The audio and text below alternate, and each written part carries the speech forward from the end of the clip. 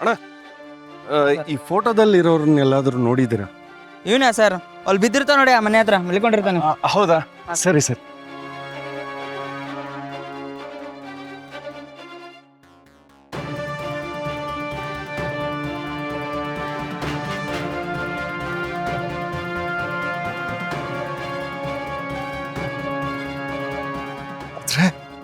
ಇವರೇ ನಮ್ಮ ಅಪ್ಪ. ಅಪ್ಪ ಅಪ್ಪ ಎದ್ದಾಳಿಪ್ಪ. ಅಪ್ಪ ಏಯ್ ಯಾವನ ನೀನು? ಅಪ್ಪ ನಾನಪ್ಪ ನಿಮ್ಮ ಮಗ ಮದನ್. ಮದನ್ನ ಮದನ್ ಆದ್ರೆ ನನಗೇನೋ? ನಾನು ಯಾವ ಸಿಮ್ಮೆ ಅಪ್ಪನ ನಿನಗೆ? ಹೌದಪ್ಪ, ನಾನೇ ನಿನ್ ಮಗ, ವಿಜಯಾಂಬಿಕಾ ಮಗ. ಮುಟ್ಟಾಳ್ ನನ್ನ ಮಗನೇ, ಏನು ಆಟಗಳಾಡ್ತೀಯ? ಇಷ್ಟಕ್ಕೂ ನನಗಿನ್ನೂ ಮದುವೆನೇ ಆಗಿಲ್ಲ. ನಿನ್ನ ಮಗು ಹೆಂಗಾಗ್ತದೆ? ಮಾಡಕ್ ಕೆಲಸ ಇರಲ್ಲ, ಬಂದ್ಬಿಟ್ಟು ನಾನು ತಲೆ ತಿಂತೀರ. ಏಯ್ ಹೋಗಿ ಕೆಲಸ ನೋಡೋಗ್ರ. ಹತ್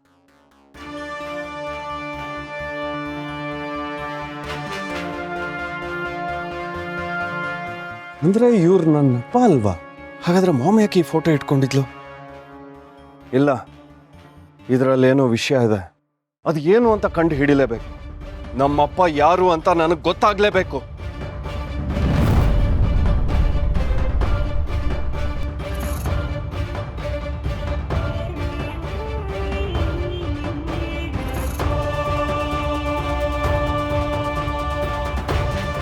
ಇಷ್ಟಕ್ಕೂ ನನಗಿನ್ನೂ ಮದುವೆನೇ ಆಗಿಲ್ಲ. ನಿನ್ನ ಮಗು ಹೆಂಗಾಗ್ತದೆ? ಹಾಗಾದ್ರೆ ಅವನು ನಿಜವಾಗ್ಲೂ ನಮ್ಮಪ್ಪ ಅಲ್ವಾ? ನನಗೆ ಯಾಕೋ ಆ ವ್ಯಕ್ತಿ ಮಾತಿನ ಮೇಲೆ ನಂಬಿಕೆನೆ ಬರ್ತಾ ಇಲ್ಲ. ಒಂದ್ ವೇಳೆ ಆ ಮನುಷ್ಯ ನನಗೆ ಸುಳ್ಳು ಹೇಳಿರ್ಬೋದಾ? ಮಾಮ್ನ ಯಾವಾಗ ಕೇಳಿದ್ರು ಅಪ್ಪನ ಬಗ್ಗೆ ಹೇಳೋದಕ್ಕೆ ತುಂಬಾನೇ ಇರಿಟೇಟ್ ಮಾಡ್ಕೋತಾರೆ. ಅದರ ಅರ್ಥ ಅಪ್ಪನ ಬಗ್ಗೆ ಹೇಳೋದಕ್ಕೆ ಇಷ್ಟ ಇಲ್ಲದೆ ಇರ್ಬೋದಾ, ಅಥವಾ ಅಪ್ಪನೇ ಇಷ್ಟ ಇಲ್ಲದೆ ಇರ್ಬೋದಾ? ಅಕಸ್ಮಾತ್ ಆ ವ್ಯಕ್ತಿನೇ ನಮ್ಮ ಅಪ್ಪ ಆಗಿದ್ದಿದ್ರೆ ನಮ್ಮ ಮಾಮು ಅವನ್ನ ಇಷ್ಟಪಡೋದಕ್ಕೆ ಹೇಗೆ ಸಾಧ್ಯ? ಇಲ್ಲ, ಮಾಮ್ ಹತ್ರ ಆ ವ್ಯಕ್ತಿ ಫೋಟೋ ಇದೆ ಅಂದರೆ ಅವನೇ ನಮ್ಮಪ್ಪ ಆಗಿರಬೇಕು. ಓ ಗಾಡ್, ಮದುವೆ ಆಗಿ ಮಗ ಇದ್ದರೂ ನನಗೆ ಮದುವೆನೇ ಆಗಿಲ್ಲ ಅಂತ ಹೇಳ್ತಾನಲ್ಲ. ಅಂಥವನ್ನ ಕಟ್ಕೊಂಡು ನಮ್ಮ ಮಾಮು ಎಷ್ಟು ಕಷ್ಟಪಟ್ಟು ನನ್ನ ಬೆಳೆಸಿರ್ಬೇಕು. ಛೇ, ಅವನಿಂದಾಗಿ ನನ್ನ ಮಾಮ್ ಜೀವನನೇ ಹಾಳಾಗಿದೆ. ಆದರೂ ಒಬ್ಬಂಟಿ ಹೆಣ್ಣು ಈ ಸಮಾಜದಲ್ಲಿ ಕಷ್ಟಪಟ್ಟು ನನ್ನ ಸಾಕಿದ್ದಾಳೆ.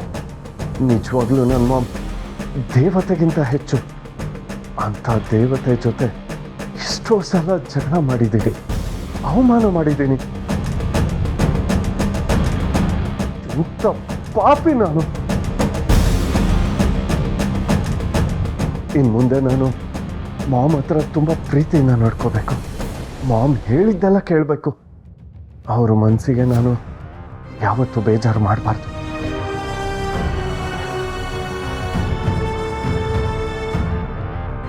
ಮಾಡಿ ಮಾಡಿ ಬಂದ್ಯಾ ನೀನು?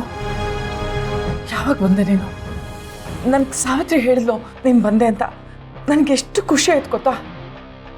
ಅಲ್ಲ ಮಾಡಿ, ನೀನು ಯಾಕೆ ಪ್ರಚಾರಕ್ಕೂ ಬರಲಿಲ್ಲ? ನನಗೊಂದು ಫೋನು ಮಾಡಿಲ್ಲ.